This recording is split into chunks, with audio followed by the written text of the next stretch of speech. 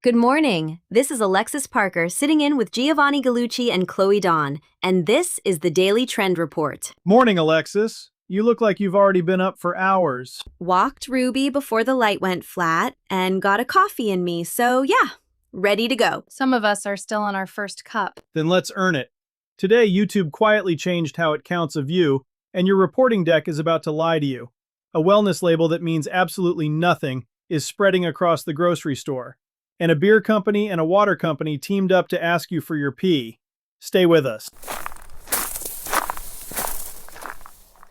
So this one's been sitting at the top of my stack all morning, and Jamie wrote the sharpest version of it. Starting August 24th, YouTube counts a view the second a video starts playing. First frame. No minimum watch time. Long form, live, shorts, all of it. So the number goes up on its own. The number goes up on its own. Nothing about your content changed. Kendall called it the two-number view economy, and that's exactly what it's now. There's the big public counter that just inflated, and there's the real one. And the real one didn't move. Right. The old, stricter metric doesn't disappear. It slides into the advanced analytics under a new name, engaged views. That's the one that tells you somebody actually stuck around after the video started. Okay, so why would YouTube do that? That feels like they're just handing everybody a bigger number to feel good about. Because everybody else already counts it that way. TikTok and Instagram have counted a view at the first frame for years. YouTube's just getting in line. And Eddie had the part that actually matters buried in his stack. This is the third measurement change in 7 days. There's a Search Console bug from the 13th dropping impressions, and a separate change in how AI search questions show up. 3 gauges got recalibrated in 1 week. So a lot of people are going to panic at a dip that isn't real. Or worse, they'll celebrate a spike that isn't real. That's the one that costs you. Somebody pulls up the dashboard in September, points at the line going up, and says the strategy's working. 2 quarters later, the sales never showed, and nobody can explain the gap. I've watched that movie more than once. And Kendall flagged one more wrinkle. Videos you published before the 24th keep their old totals. Only the new ones count the new way. Which means your own channel becomes a mixed measurement set overnight. Half your library counted one way, half the other, and no line on the chart warning you where the seam is. If you don't market yourself, nobody will, and future you is left squinting at a trend line that quietly changed rules in the middle. So the archive lies too, not just the dashboard. The archive lies quietest of all. It looks continuous. It isn't. And the money side? Does the bigger number mean bigger payouts? No, and that's the tell that this is cosmetic. The partner program bar didn't move an inch. They renamed valid views to qualified views, same math underneath. Only the vanity number went up, which tells you exactly how much to trust it. So the honest read is, the counter everybody screenshots just got less useful. And the number that was always useful got moved somewhere most people won't look. That's the whole story. Here's the part worth keeping, though. Engaged views is also the more useful number for actually making things. It tells you which videos held people, not just which ones auto-played in somebody's feed while they scrolled past. So the change nobody asked for is kind of a gift, if you read it right. If you read it right. Most won't. Most will watch the big number climb and assume they got better overnight. Point your content decisions at engaged views instead, and you'll make more of what your audience actually sat still for. What do you tell the client who sees their views jump next week and gets excited? The truth. Congratulations, YouTube changed a definition. You didn't get better, and here's the number that actually tells us how we're doing. It's an awkward 5-minute conversation now, or a brutal one in 6 months when the revenue doesn't match the chart. Pick the 5 minutes. 3 quick things to actually do with this. 1. Screenshot your baselines this week, before the 24th. Trailing 90 days broken out by video and by format. When somebody points at a cliff in the line come October, you'll have the truth sitting right there. 2. Rewrite your reporting so engaged views leads and the public count sits in a small column behind it. If a client fell in love with the big number, have that talk now, not after it balloons. 3. Stop pricing creator deals against public views. Any deal that renews after the 24th pays more for the exact same work. Re-anchor to engaged views, or just go to a flat fee. Okay, my desk. And this one had Eddie, Travis, and Kendall all pointing at the same thing. Food Dive ran a piece yesterday asking a simple question. What does GLP-1 friendly actually mean on a package? And the answer is nothing. No regulated definition, no medical standard. Nothing. Nothing at all? Nothing. Back in January, the USDA cleared Nestle and ConAgra to use it, and the reasoning was almost funny. The labels also list protein and fiber, so technically they're not misleading. That's the whole bar. Which means any company can print GLP-1 friendly on any product tomorrow. So it's the ultra-processed loophole with a wellness sticker on it. That's exactly what it is. You can have a shelf-stable meal with a deck of ingredients a mile long, put GLP-1 friendly on the front, and it reads as health food. The recipe didn't change, just the sticker. And here's who gets hurt. The small brand that spent 5 years earning trust with 9 ingredients you can actually pronounce. They did the hard thing. Now they're on a shelf next to a claim that costs nothing and promises everything. It's reformulation theater all over again. Big Food doesn't change what's in the box. It changes what's on the box. Every time. And the reflex for a small brand is to chase the badge. Slap GLP-1 friendly on their own pack so they don't get left behind. That's the mistake. The second you use the empty claim, you're just one more voice saying a thing that means nothing. So what do they do instead? Just ignore it? No, you beat it by teaching.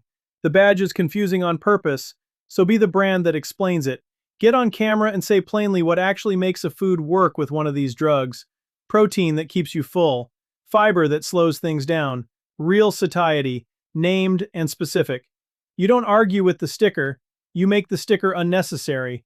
Because people trust the person who explained it to them. And you never have to name a competitor to do it. Never. Keep it about your own food and your own numbers. The minute you point across the aisle and call somebody out, you've handed them a regulatory complaint to file right back at you. Teach your side. Let the comparison make itself. There's a trust angle here I can't shake. Clean label used to just mean you could read every ingredient. That was the bar. Now there's a claim sitting on top of the ingredient list that means less than the ingredient list does. And shoppers feel that even when they can't put words to it. Trust is the one thing you can't buy on a shelf. A brand that shows up every week and actually explains the category builds the thing the claim is faking. The claim borrows trust. Teaching earns it. And the claim is spreading fast. The reporting had brands cautiously adopting it, testing it, watching to see who gets away with it. Once a couple of big names put it on the shelf and nobody stops them, everybody follows. That's how these always go. The badge becomes table stakes, then it becomes noise, and the shopper stops reading it entirely. So the window is now, while it still means something to explain it honestly. The brand that owns the plain English version of GLP-1 friendly before the phrase turns to wallpaper owns the trust when the phrase burns out. Get in early on the truth. Get in early on the truth, and you're the one people remember when the sticker stops working. All right, 3 you can run this week. 1. Shoot a 60-second explainer, plain language, what GLP-1 friendly should actually mean. Name the protein number, name the fiber, no jargon. Post it where your shoppers already are. 2. Answer the exact thing people type into the search bar. Is this GLP-1 friendly? Write that out in real words on a page you own, so when the badge confuses somebody, you're the answer they find. 3. Run a weekly myth versus fact reply. Take the top skeptical comment, answer it on camera with your own numbers, and let people check your work out loud. All right, last stretch, and this is the one I've been waiting to get to. Eddie had it on the tactics desk, and it's the rare thing that actually worked with receipts. Garage Beer and Liquid Death dropped a 90-second spot yesterday. Jason Kelsey opens it standing at his toilet, says AI data centers waste millions of gallons of water, then walks outside and joins a chorus singing, "Give us your pee! Let's pee on computers together to save humanity!" I'm sorry, that's the actual campaign? That's the actual campaign. They're selling a thing called a coolant collector and telling people to send their contribution to a data center of their choosing. That shouldn't work. It absolutely shouldn't work. And inside 24 hours, it was in Adweek, Billboard, the drinks business, Marketing dive. A beer with no national ad budget and a water company got press money can't buy off one joke. So why did it land? Because Jason Kelsey? No, the celebrity's the delivery, not the reason. Three things made it work, and none of them cost what the video cost. 1.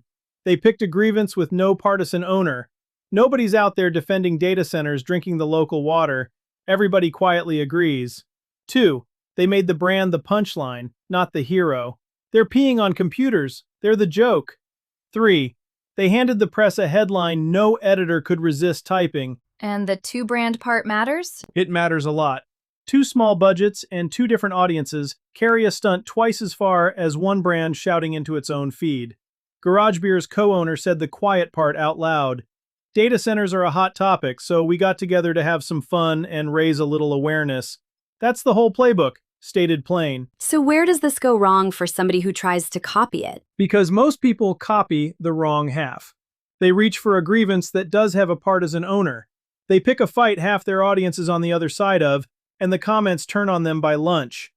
The water thing works because there's no enemy. The second there's an enemy, you're not running a stunt, you're picking a side. And the earned press becomes a pile-on. And making yourself the hero. That's the other trap. The brand that rides in to save the day is boring, and everybody smells the ad. The brand willing to be the idiot peeing on a server rack, people root for that. Self-deprecation travels. Self-importance gets scrolled past. It's almost the opposite of a polished brand film. Completely opposite. And that's the lesson for a small brand with no Kelsey and no budget. You don't need the money. You need a grievance everybody shares, the nerve to be the punchline, and one line a reporter can lift. Get those three right, and a two-person brand can out-travel a Super Bowl spot. Give me the two-person version. What does this look like for a brand nobody's heard of? Find the thing your whole town grumbles about that nobody's fighting over. The water tastes off in August, the one stoplight that's always red. Then call the other small brand down the street and make something dumb about it together. Film it on a phone. You're the punchline.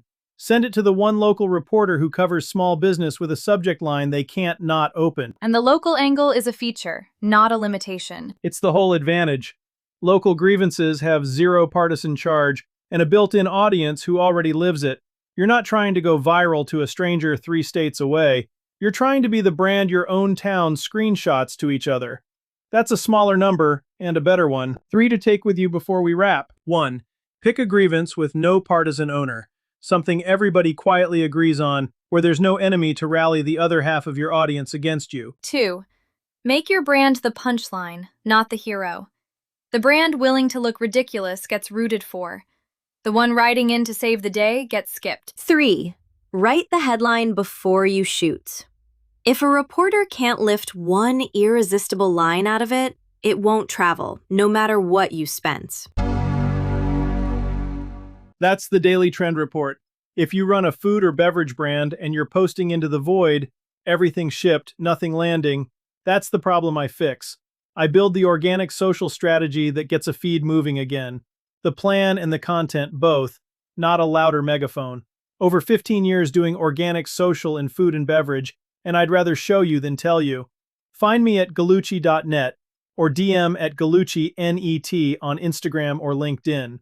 Now go walk the dog. We'll see you tomorrow.